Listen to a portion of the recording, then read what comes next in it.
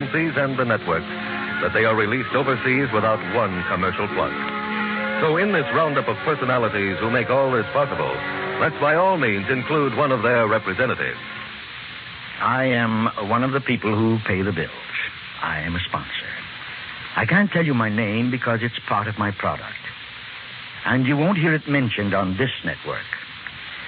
I'm not used to being in front of a microphone. I hire others to do that for me. But I would like to say that all the time and effort, yes, and money too, that we sponsors put into our radio program serve a higher purpose when AFRS sends our shows around the world.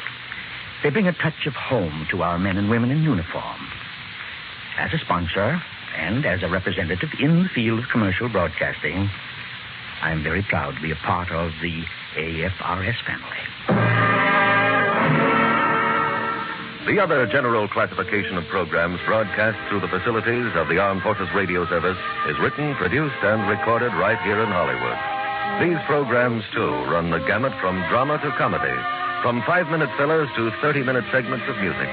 And among the most important are the dramatic and documentary programs, which have earned AFRS the highest awards in radio. First award presented to AFRS for the Information and Education Program Series Fellowship. First award for the program series Pride of Service. First award for the program series This is Russia. First award for the program series Ambassador of Goodwill. Special citation from the National Conference of Christians and Jews. Special citation from the Freedom Foundation. Yes, and back of these awards is the diligent work of highly trained personnel who understand the problems involved in each project. A script or series of programs may start with a teletype message from Washington, D.C. to Hollywood, California. The basic idea is discussed and expanded by the commanding officer, the chief of operations, the program director. It is turned over to the writer, who does the necessary research and then begins to weave facts together and to get them down on paper in the form of a dramatic script. The words mount as the story is unfolded, and the first draft is completed. The script passes through various hands for comment and revision, and is finally marked approved for production. Now, the director takes over and begins casting the show. Hello? The stars and the supporting players who will bring the words to life, who will give warmth to the cold words of the script and reality to fictional characters. Meanwhile, the talented composers of Hollywood are at work, creating a musical score for the production, matching the words with music, underscoring the dramatic scenes, adding one more important part to the elements that make up a radio program. The sound effects men are busy, too, working out all the sound problems that are indicated in the script. Effects which will lend realism to the finished product. Rehearsals begin. The director brings all the elements together. Stars and supporting players become letter perfect in their parts. The orchestra carefully rehearses under the watchful eye of the conductor. The dress rehearsal comes off without a hitch, and then they're ready for the final take. The sign over the control booth says, "Stand by." The actors assemble at the microphone. The conductor raises his baton. The director gives a cue, and the program goes on the air.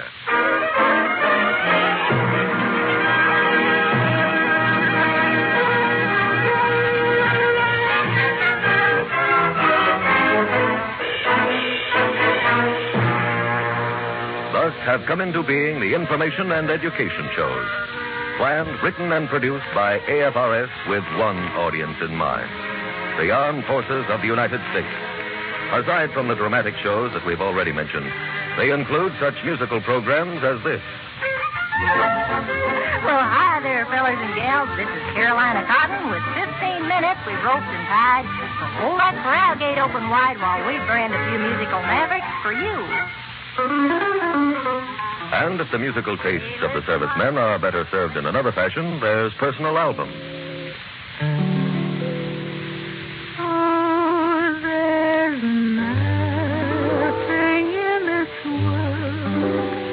I wouldn't do for you, for you. Well, fellas, there's that theme we love to hear. It's Monica Lewis time. And here comes Monica with personal album packed full of your very own musical favorites. Monica takes a quarter hour off from her duties at the film studios to sing your songs and to visit with you. So let's roll out the welcome mat for the gal with the beautiful blonde hair and those big brown eyes, Monica Lewis. Thank you, Del, and hi, everybody. Well, here we go again with more mail and more songs to sing. Once again, answering the requests of men stationed overseas who send thousands of letters pouring into AFRS headquarters every week. There is the Lena Romay Show. Luna que se quiebra bajo las tinieblas de mi soledad. ¿A dónde vas? Dime si esta noche tú te vas de ronda como ella se fue. ¿Con quién está? Or perhaps the men hear their requests answered on other programs, such as Jubilee or Hot Off the Record Press.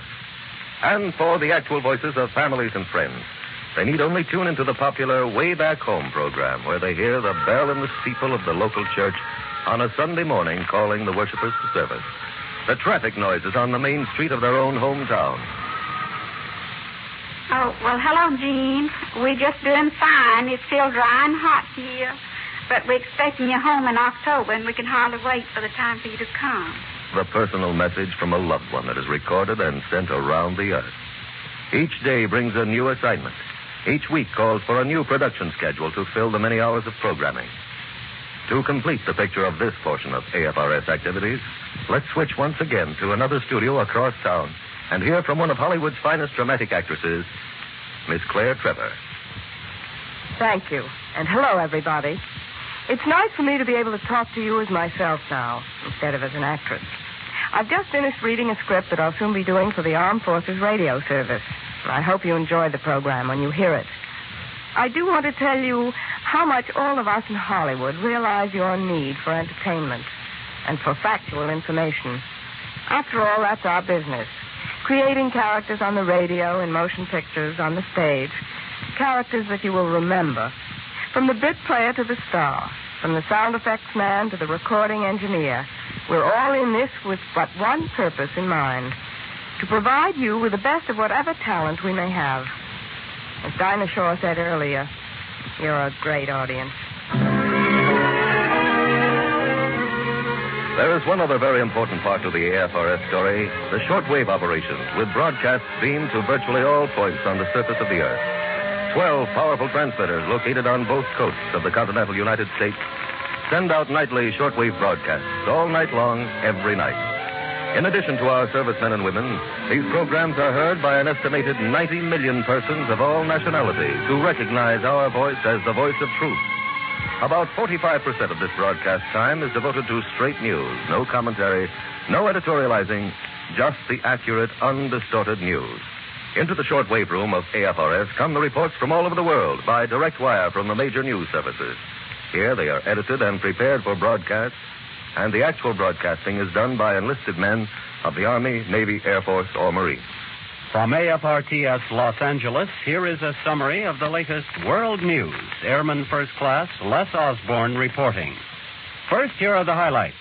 And among the fraternity of newsmen, as in the entertainment world, there is great respect for the other man's ability. Let one of them tell you what he thinks of the coverage that AFRS gives to the news. Here is Mr. Knox Manning. I'm standing now in the shortwave room where a battery of teletype machines is pouring out the news on long yellow sheets of paper. It's a theme with which I'm quite familiar, having reported the news myself for something over 20 years. But nowhere here will you see anything that looks like the traditional newsroom. No reporters dashing in with a scoop. No society editor looking for a flowery phrase. It's all business here, and the business is news. The staff, partly military, partly civilian, is conscious of its responsibility to carry the straight news, factual and uncensored. Even during the recent presidential election, AFRS carefully took the middle course, reporting the campaign without bias or prejudice or attempt to influence. In my time as a newsman, I've covered everything from social events to crime waves, from battles in the divorce courts to battles between nations. But let me just say this. The shortwave broadcasts of AFRS come the closest to real news reporting that we have today. There's no slanting, no opinions, no editorials, just news. Probably no other single type of program is more popular than the sports broadcast. Once again, AFRS stands at the top of its field. For this is the largest sports network in the world. All year long, play-by-play broadcasts of all types of sports events are shortwave overseas. The World Series, the tennis championships, the Olympic Games, the top professional and collegiate football matches. All the major sports events reach our servicemen wherever they are stationed. Yes, all these many things we have talked about make up the Armed Forces Radio Service. It's a big operation involving many people, technicians, writers, performers, directors, executives, military personnel, and civilians. And back of it all is the American public. A public, incidentally, that never gets to hear the broadcasts of this network. For a word about them, we switch you once again to another studio in Hollywood. It may be just a bit noisy because there's a rehearsal in progress there now, starring a man who's landed on more beaches in the movies than most of us have in actual war, and who is also a veteran of 6 years' service in the Army, Mr. Forrest Tucker. This is Forrest Tucker speaking to you from the rehearsal studio in Hollywood. We're about to record a dramatic show for broadcast to our armed forces overseas. When you talk about the public, the great American public, I'm right in on the conversation. During the past year, I've had a chance to meet the public in person. You've probably heard about our project called Movie Time USA. I've traveled more than 30,000 miles around the country, big cities and small towns.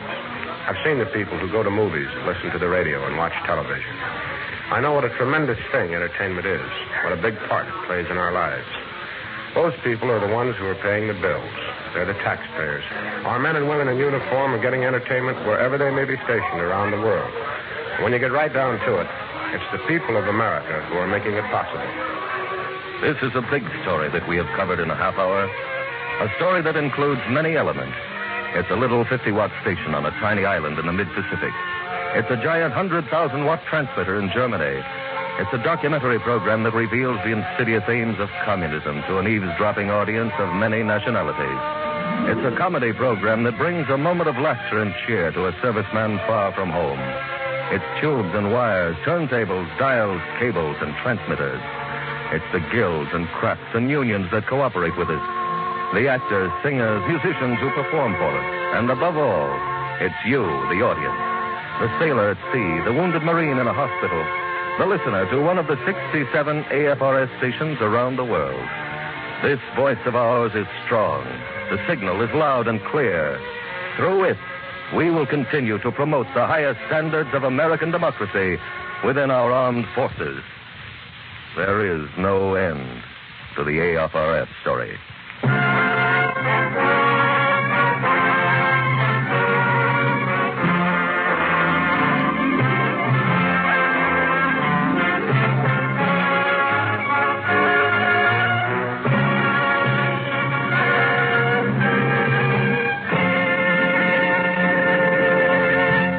You've been listening to the AFRS Story with Bill Woodson as narrator and featuring Dinah Shore, Claire Trevor, Knox Manning, and Forrest Tucker.